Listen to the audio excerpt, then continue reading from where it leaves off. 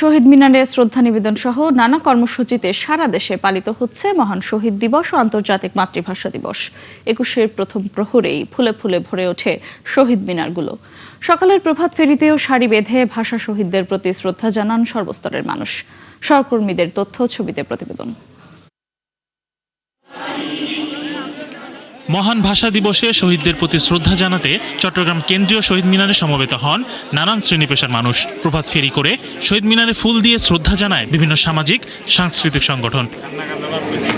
রাজশাহীতে এবারই প্রথমবারের মতো নবনির্মিত কেন্দ্রীয় শহীদ মিনারে ভাষা শহীদদের প্রতি শ্রদ্ধা জানালেন মানুষ।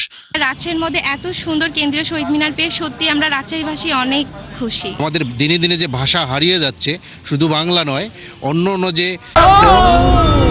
ডেন্টিস্টের পরামর্শ নাও নতুন কোলগেট অ্যাক্টিভ সল্ট।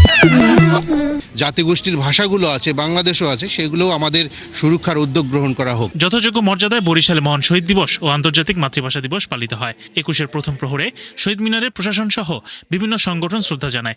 ২১শে ফেব্রুয়ারি শুধু আমাদের দেশে নয়, বিশ্বব্যাপীও পালিত হচ্ছে। এটাই আমাদের কাছে গর্বের, আনন্দের। আন্তর্জাতিক মাতৃভাষা দিবস হিসেবে স্বীকৃতি পেয়েছে, এটা আমরা মনে করি বাঙালির জন্য অনন্য গৌরব।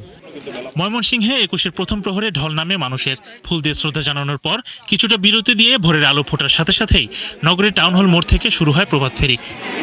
বাংলা ভাষাকে প্রাধান্য দেওয়া হোক, বাংলা ভাষা সর্বক্ষেত্রে চালু হোক। মানুষ বাংলা ভাষাটাকে শুদ্ধ রূপে উচ্চারণ করা শিখবে। আমাদের সেই যে প্রভাত ফেরি, সেই প্রভাত ফেরি আবার ফিরে আসুক।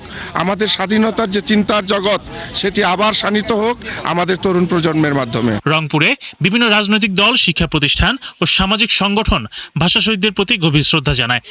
ভোরের আলো ফুটতে শ্রদ্ধা জানাতে আসে বিভিন্ন শিক্ষা প্রতিষ্ঠানের শিক্ষার্থীরা। তো আমার দুইটা মেয়েকে আমি নিয়ে এসেছি যাতে বোঝানোর জন্য যে আমাদের মাতৃভাষা আসলে কতটা ইম্পর্টেন্ট আমাদের জন্য। এই ত্যাগের মহিমাকে বুকে ধারণ করে আমরা যেন আমাদের মানবিক বাংলাদেশ গড়তে পারি।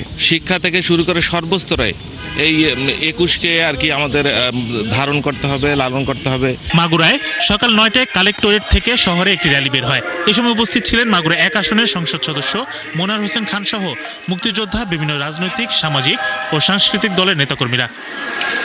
ফেনীতে সালামনগরে আন্তর্জাতিক মাতৃভাষা দিবস উপলক্ষে শুরু হয় আলোচনা সভা ও পুরস্কার বিতরণী। আলোচনা সভায় ভাষা আন্দোলনের ইতিহাস ও মাতৃভাষার গুরুত্ব তুলে ধরে বক্তারা বলেন, ভাষা শহীদদের আত্মত্যাগ নতুন প্রজন্মের মাঝে ছড়িয়ে দিতে এমন আয়োজন অত্যন্ত গুরুত্বপূর্ণ। শরীফ আজাদ প্রীতম, ৭১।